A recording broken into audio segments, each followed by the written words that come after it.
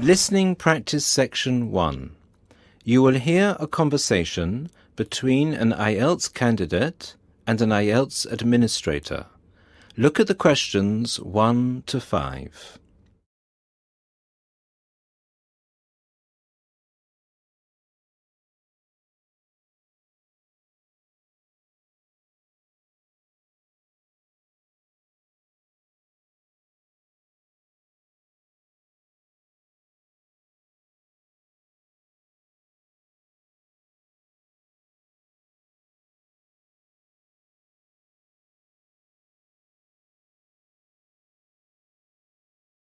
Listen to the first part of the conversation and answer questions 1 to 5. Good afternoon. I'm applying for a master's program at the University of Exeter in the UK. I'm planning to register for the IELTS exam at your centre next month. I have some questions I'd like to ask you before I register, if that's okay. Certainly. Would you be taking the academic module? I think so, but I'll have to contact the university just to make sure. You'll probably need the academic because most universities don't accept the general training. And anyway, the procedures to register for the exam are the same for both the general and the academic modules. Good. My first question is whether I sit all parts of the exam on the same day. I don't live here, you see, and for me it would be more convenient to do all the papers on the same day. Unfortunately, the speaking part is scheduled for Thursdays, and reading, writing and listening tests take place on Saturdays. We can't change the days, I'm afraid. That's a pity. Well, never mind. What sort of documents do I need to bring in order to register? You'll have to fill in the IELTS application form and bring an ID, a copy of your ID, and 2 passport-size photos on a white background. Will any ID do? We only accept original passports and national IDs. That's good to know. Did you say that reading, writing and listening are scheduled for Saturday? That's right. Will I get a break in between the papers? I'm afraid there aren't any breaks between the papers. Each paper takes an hour to complete, so it's 3 hours straight through. You'll first do listening and then reading, followed by the writing test. This is a standard requirement from Cambridge. Now look at the questions 6 to 10.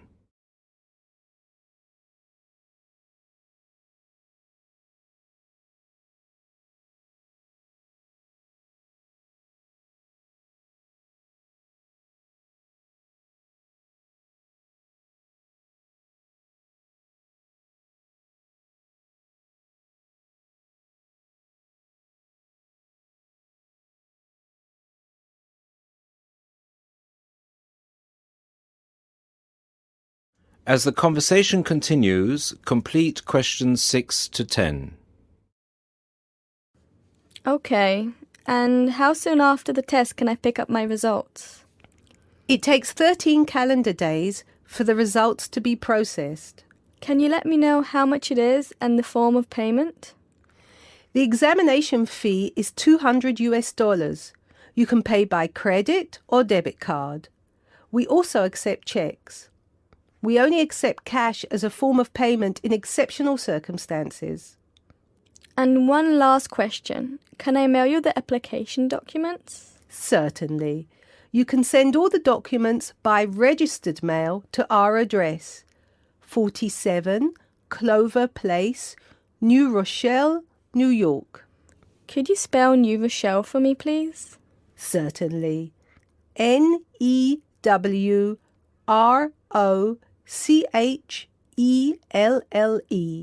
Could I have the zip code as well? Sure. Our zip code is 10806. Thanks. You can also email us at inquiry at examsmail.com or phone us at 325 9082. I think that's all. Thank you very much for all the information. Bye. You're welcome. Goodbye.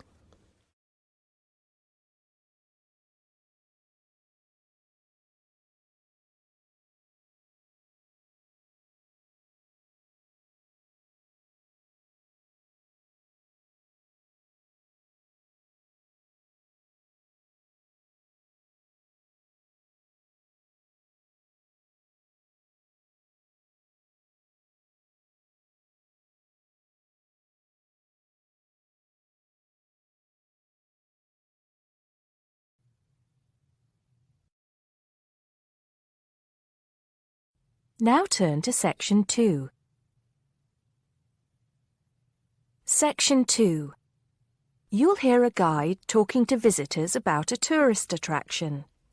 First, you have some time to look at questions 11 to 14.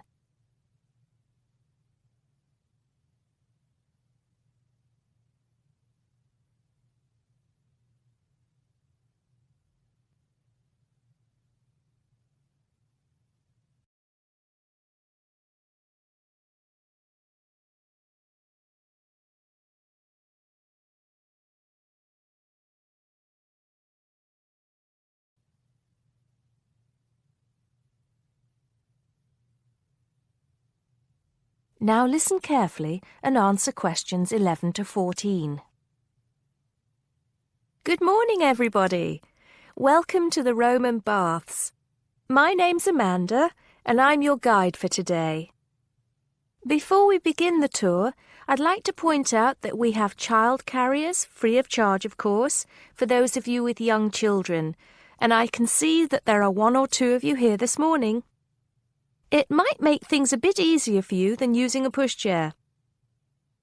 If you don't want to carry your coats and bags around with you, there is a cloakroom behind reception where they'll be quite safe.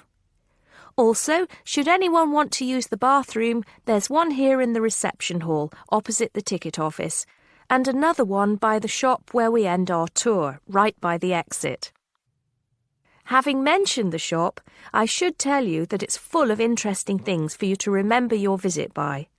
Posters, postcards, replicas of the Gorgon's head, the Haruspex stone, and the statues that you'll be seeing on your tour. There are also games, books and videos for children and other souvenirs. Our first stop will be the terrace, where you will get your first view of the baths.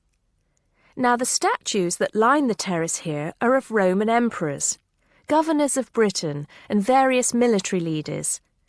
These aren't from Roman times either. In fact, they were sculpted in 1894, especially for the grand opening of the baths in 1897. But what you can see from here is only a fraction of the whole Roman bath site, which stretches below ground level under the surrounding streets and squares of the town. While we're here on the terrace, getting our first look at the baths, let me fill you in on a bit of the history.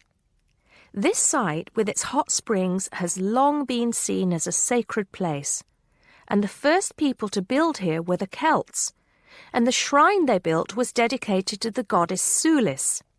Of course, back in those days they had no way of explaining how hot water came to be bubbling out of the ground, so they believed it to be the work of the gods.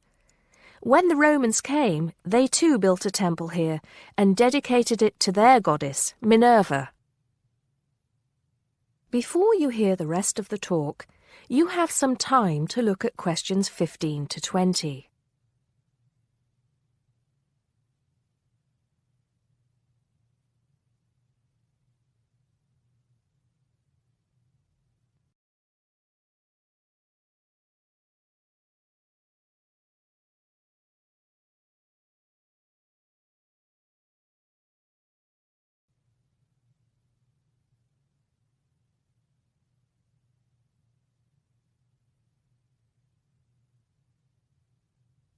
Now listen and answer questions 15 to 20. The bath you can see from here is called the Great Bath. Not very imaginative, I know, but it is the biggest. Impressive, isn't it? At one time it was housed in a huge vaulted hall 40 metres high, which for many people of the period must have been the largest building they'd ever seen in their lives. The bath itself is 1.6 metres deep, ideal for bathing, and has steps leading down to the water on all sides. The niches or alcoves you can see all around the bath would have had benches and possibly small tables for drinks and snacks. Not a bad way to spend your free time, relax, and tell yourself it's all good for your health. Let's move on to our next stop, the Sacred Spring. This is the heart of the site, where the hot water bubbles up from the ground at a temperature of 46 degrees centigrade. The water comes up from a depth of between roughly 2,500 and 4,500 metres, where geothermal energy raises the water temperature to between 64 degrees and 96 degrees. Over 1 million litres of this hot water rise up here every day, and as well as being hot, the water is rich in minerals, and it was thought it would cure various ailments and illnesses. In fact, people came here from all over the Roman Empire to try out its healing powers. Before we take a look at the changing rooms and saunas, which are known as the East Baths, and the plunge pools and heated rooms of the west part of the bathhouse, we'll pass through the site of the temple and the temple courtyard. Here we are. This temple is one of only 2 known classical Roman temples in Britain. The other is the Temple of Claudius at Colchester. This temple is said to date from the late 1st century AD, being built between 60 and 70 AD. But the original temple has been knocked about and added to over the centuries, and what you can see here are just bits of the original temple. OK, shall we move on? That is the end of section 2. You now have half a minute to check your answers.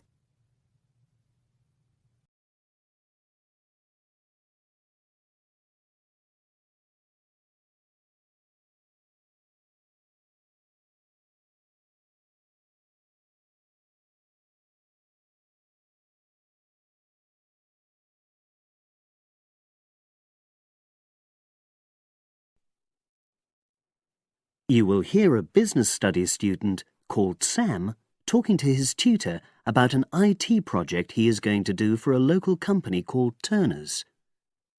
First, you have some time to look at questions 21 to 26.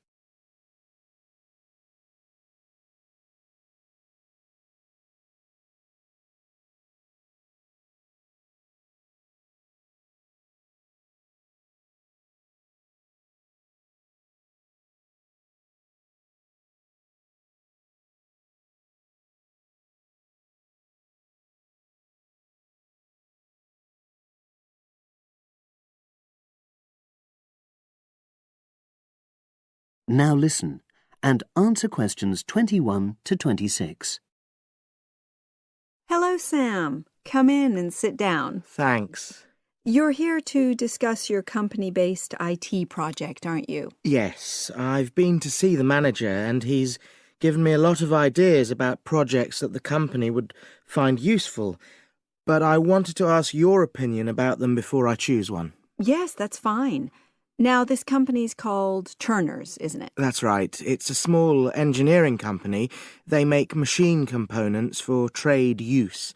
They're well established. They started in 1976, but they're a bit old-fashioned. Okay. And what kind of projects did Turner's suggest you could do for the company? Well, they want some improvements made to their customer database. The one that they've got at the moment isn't very useful in some ways. I had a quick look at it. That would be a very straightforward project, and it'd be simple enough to evaluate, but I don't think you'd get enough out of a project like that.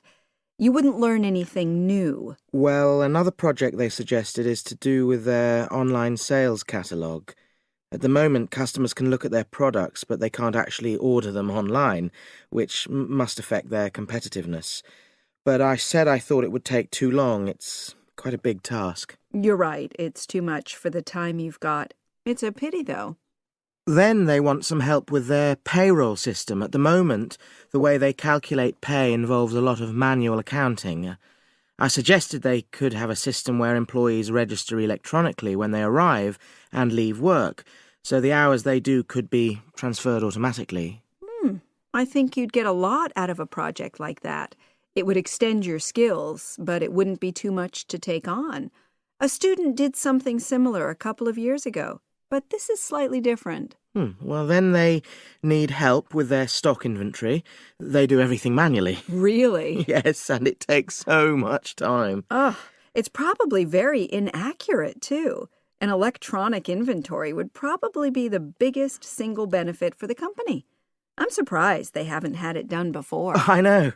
Then they wanted to improve their internal security. The manager had visited other companies where the staff use swipe cards to access various areas of the building. It sounded useful, but the trouble is I'm not really sure how to do it. Well, I think you're right in that assessment.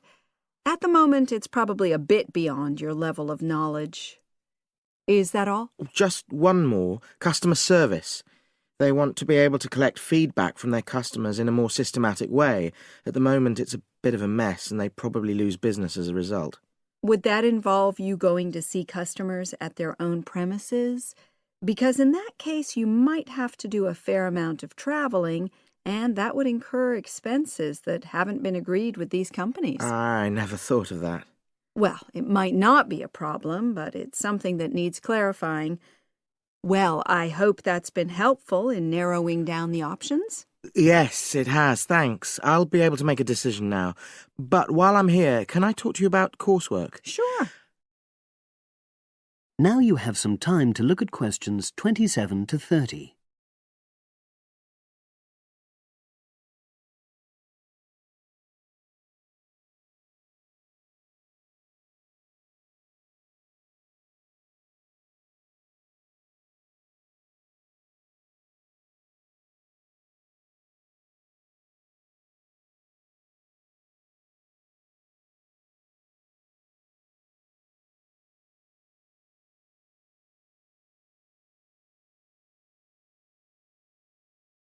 Now listen and answer questions 27 to 30. I'm not very happy about the way our group assignment is working. There are some problems. Oh, dear.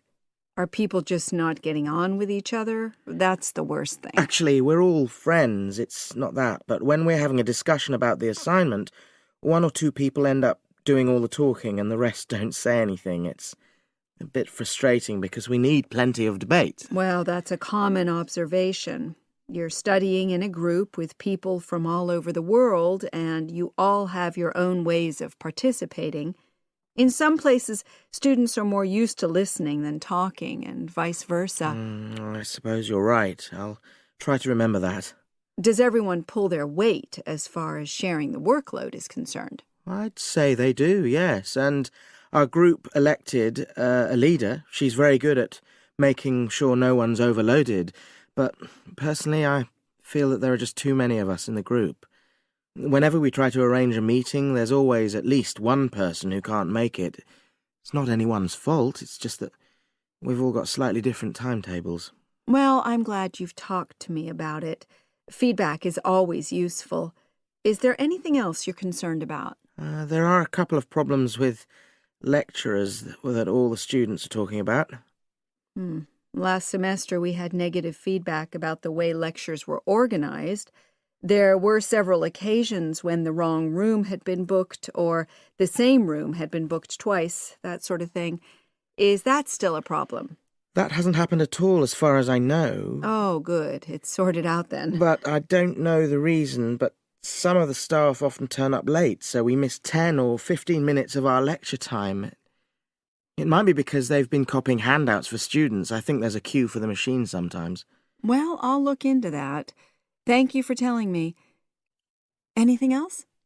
The other thing is that it can be very difficult to get to see a lecturer individually. They're all very supportive and friendly when you do manage to find them, but often they're not in their office, even at times when they're meant to be available for consultation. Okay, that's helpful.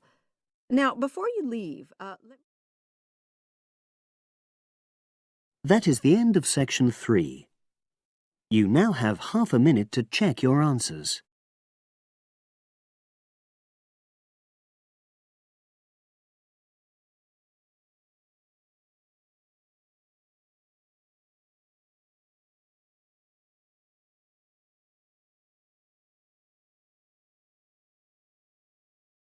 Now turn to section 4. You will hear a wildlife expert giving a talk to a group of bird lovers in the UK about a species called the tawny owl. Before you listen, you have some time to look at questions 31 to 40.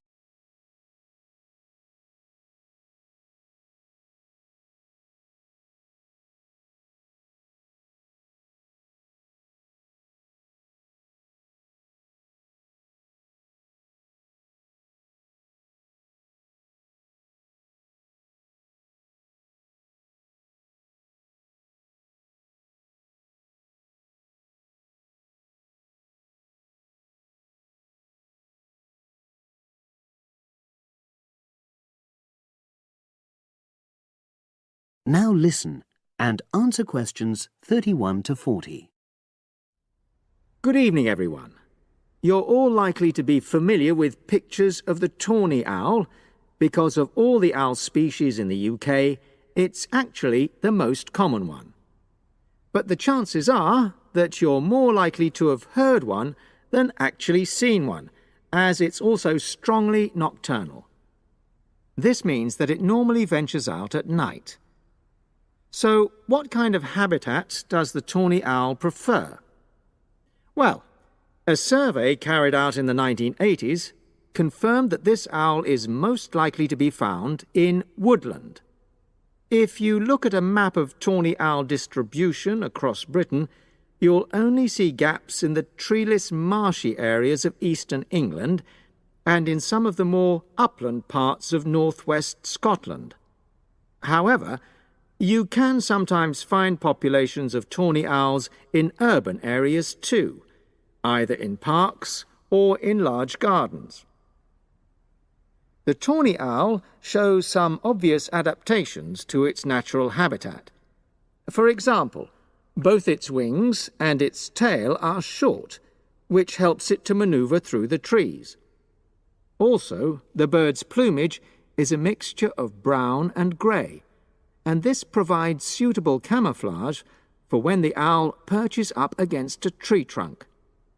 Then there are its large eyes. The tawny owl's visual capacities are considerably better than those of humans, and although it can't see in complete darkness, it's sufficiently well equipped to be able to navigate its way around woodland on all but the most overcast nights. Another factor that contributes to the tawny owl's success as a hunter is its excellent memory of the layout of different areas. If you combine this ability with the owl's strongly territorial and sedentary nature, most populations of tawny owl are sit-and-wait predators, you realize that it has a good opportunity to predict where prey might be found. Finally, as well as having large eyes, the owl's sense of hearing is excellent, and this helps it to locate potential prey as it sits on its perch.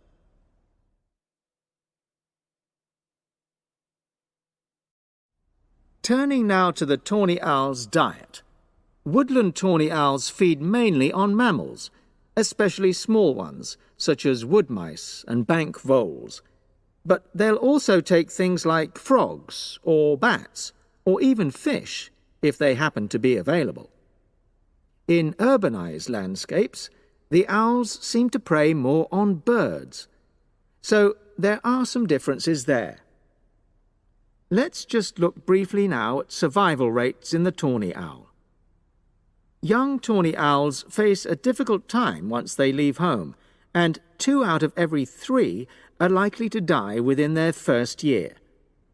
So, with such high mortality levels, it's a good job that established breeding pairs can produce young over a number of seasons and maximise their chances of passing their genes on to the next generation of owls. I've already mentioned the sedentary nature of the tawny owl, but it's not just adult tawny owls that are sedentary in their habits. Young birds, dispersing away from where they were born, rarely move far. The average distance is just 4 kilometres. There also appears to be some reluctance to cross large bodies of water. The owl is absent from many of the islands around our shores, with only occasional sightings in Ireland and the Isle of Wight off the south coast of England. Right, well, now I'll show you some photographs that have been taken in one or two of the...